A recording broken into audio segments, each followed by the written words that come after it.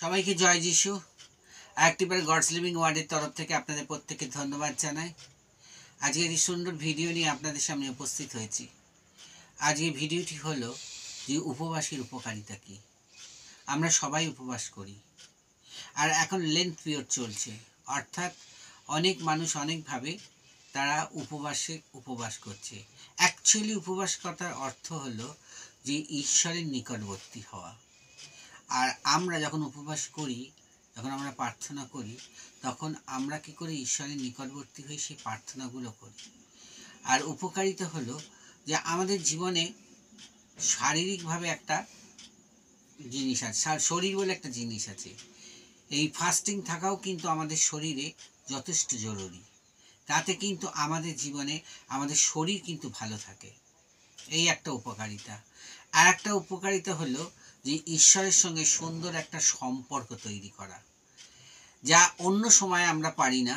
কিন্তু এই উপবাসকালীন যখন আমাদের প্রার্থনা হচ্ছে, তখন কিন্তু আমরা যখন উপবাস করি, বাইবেল পড়ি, প্রার্থনা করি, তখন না মনে হয় যে আমরা সত্যি একটা ঈশ্বরের কাছাকাছি আমরা এসে গেছি, এবং আমরা ঈশ্বর আমাদের কাছে আছেন, এবং আমরা যে প্রার্থনা করছি ঈশ্বর শুনছেন। আমাদের জীবনে অনেক বাধা আছে, কিন্তু এই আমাদের জীবনে অনেক করাপশান আছে, আমাদের জীবনে অনেক দুঃখ আছে, আমাদের জীবনে নিজেদেরকে নিয়ে অনেক চিন্তা ভাবনা আছে। এই প্রত্যেকটি জিনিসের জন্য আমাদের জীবনে উপবাস প্রয়োজন আছে। উপবাস ছাড়া আমরা এইগুলোকে কভার করতে পারবো না। কেন? আমরা যখন সাধারণ জীবনযাপন করব, তখন দেখব যে শয়তান আমাদের জীবনে একটা মেন জায়গায় অধিষ্ঠান করেন। এই মেন কথা হলো উপবাসে, প্রার্থনায় এই শয়তানকে বিতাড়িত করার জন্য এবং তাকে আমাদের জীবন থেকে দূরে ফেলে দেওয়ার জন্য এই কঠিনভাবে উপবাস করতে হবে। আর উপবাসের পরেও আমাদের জীবনে অনেক পাপ প্রলোভন আসবে। যিশু 40 দিন উপবাস করেছিল, আর 40 দিন পর শয়তান যিশুকে ছেড়ে দেয়নি। যিশুকে এসে বলেছিল, তুমি যদি ঈশ্বরের পুত্র হও তাহলে এই পাথরটাকে রুটি করো। যিশু বলেছিল, মনুষ্য কেবল রুটিতে বাঁচে না, ঈশ্বরের বাক্যে বাঁচে। সত্যি সত্যি আমাদের জীবনে অর্থ, টাকা, প্রতিপত্তি যাই থাকুক না কেন, কিন্তু আমাদের জীবনে একটা মেন হচ্ছে শান্তি। আমাদের জীবনে হয়তো কাউরের জীবনে প্রচুর অর্থ, গাড়ি বাড়ি সবই আছে, কিন্তু তাদের জীবনে শান্তি নেই। আবার অনেকের জীবনে হয়তো চাকরি বাকরি নিয়ে একটা অশান্তি থাকে। আবার যাদের কম পয়সা থাকে তাদের জীবনেও কিন্তু অনেক অশান্তি থাকে। এই শান্তিটা নষ্ট হয়ে যায়, আর শয়তান কি করে? এই শান্তিটা নষ্ট করে দেয়।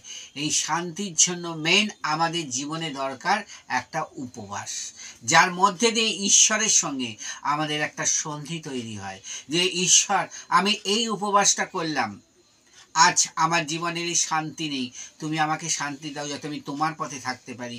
আমার জীবনে যা কিছু হয়ে যাক না কেন, আমি পিছন দিকে তাকাবো না, আমি খালি তোমার দিকে তাকাবো, যাতে আমার জীবনে সেই শান্তি উপস্থিত হয়। হয়তো আমাদের অনেক দিন ধরে আমরা চেষ্টা করছি একটা চাকরি বা একটা জায়গায় দাঁড়াবো, কিছুতেই কিছু হচ্ছে না, কিন্তু তখন আমাদের একটা ফাস্টিং প্রেয়ার করতে হয় কি, যে আমরা প্রভু, আমরা এই কাজটার জন্য আজকে একটা ফাস্টিং প্রেয়ার করলাম। কেন? যতক্ষণ না আমরা ফাস্টিং করব ততক্ষণ কিন্তু শয়তান আমাদের জীবনে লেগে থাকবে, আর যেই না আমরা ফাস্টিং করব তখন কিন্তু শয়তান আমাদের কি করবে? আমাদের জীবন থেকে বেরিয়ে যাবে। সে ভয় পাবে। কেন? সে জানবে যে উপবাসের মধ্যে দিয়ে তারা ঈশ্বরকে এমনভাবে ডাকছে, ক্রন্দন করছে, যাতে তাদের জীবনে সেই ঈশ্বর কাজ করবে। তখন শয়তানের কাজ বন্ধ হয়ে যায়, কিন্তু ঈশ্বরের কাজ তখন থেকে আরম্ভ হয়। আমরা যদি দেখি আমাদের সেই জীবন্ত বাক্য কি বলছে, জোয়েল 1:14 বলছে, তোমরা পবিত্র উপবাস নিরূপণ করো। বলছে পবিত্র উপবাস মানে কি? যে আমাদের নিজের দেহকে একদম স্বচ্ছতার সঙ্গে একদম প্রভুর কাছে বসতে হবে, যে না প্রভু, আমি তোমাকে চাই, আমার এই কাজগুলো হচ্ছে না, আজ আমি উপবাস করতে এসেছি। ফার্স্ট যদি আমি তোমাকে পাই, তোমার সঙ্গে আমার সম্পর্ক তৈরি হয়, তাহলে কিন্তু আমার জীবনে যা কিছু প্রয়োজন আছে আমি জানি ঈশ্বর তুমি আমাদের দিয়ে দেবে। তা এই উপকারিতাগুলো আমাদের জীবনে আমাদের আছে, দরকার। আর অনেক বিষয়ে যা কিছু আমাদের প্রার্থনা বন্ধ হয়ে যাচ্ছে, আটকে যাচ্ছে, কাজ আটকে যাচ্ছে, প্রার্থনা এবং উপবাস হচ্ছে আমাদের সেই উপকারিতা, ঈশ্বরের সঙ্গে যোগ করে কি করা, যে সেই প্রার্থনার উত্তর নিয়ে আসা। আমরা যদি জোনাকে দেখি, জোনাকে যখন ঈশ্বর বলল তুমি যাও ওদের গিয়ে বলো যে ওরা যদি এইভাবে যারা চলতে থাকে তাহলে কিন্তু আমি 40 দিন পর কিন্তু নিনিবেও উৎপাটন করব। তখন নিনিবের লোকেরা ভয় পেল, এমনকি রাজা পর্যন্ত ভয় পেল। তারা কি করলো, কোনো খাদ্য সামগ্রী সামনে আনতে দিল না নিজেদেরকে, পশুদেরকে। এমনকি তারা এমন উপবাস করলো, চট পরে ভস্ম করে, রাজা নিজের ছাল খুলে সিংহাসনে রেখে রাজা ভস্মে বসে সেই উপবাস করলো। ঈশ্বর সন্তুষ্ট হলো আর সেই নিনিবেকে ঈশ্বর বাঁচিয়ে দিল। তাহলে আমাদের জীবনকে বাঁচাবার জন্য আমাদের জীবনের উপবাসের প্রয়োজন আছে। এই উপবাসই হচ্ছে আমাদের জীবনের সব থেকে বড় উপকারিতা। অনেক শারীরিকভাবে তো আমরা একটা উপকার পাচ্ছি, যা আমাদের উপবাসের প্রয়োজন আছে, যাতে আমাদের জীবন ভালো থাকবে, আমাদের শরীর ভালো থাকবে, আমাদের সমস্ত কিছু, আমরা অনেক খাদ্য গ্রহণ করি, ভালো ভালো খাদ্য খাই, কিন্তু একদিন যদি আমরা না খাই তাহলে কিন্তু কি হবে, আমাদের উপবাসের মধ্যে দিয়ে, ফাস্টিংয়ের ভেতর দিয়ে আমাদের শরীর ভালো থাকবে। ফের দ্বিতীয় হচ্ছে আমাদের মন ভালো থাকবে। তৃতীয় হচ্ছে ঈশ্বরের সঙ্গে একটা সুন্দর সম্পর্ক তৈরি হবে। তাই উপবাস আমাদের জীবনে দরকার আছে। আর উপবাসের মধ্যে দিয়েই কঠিন পথকে খোলা যায়।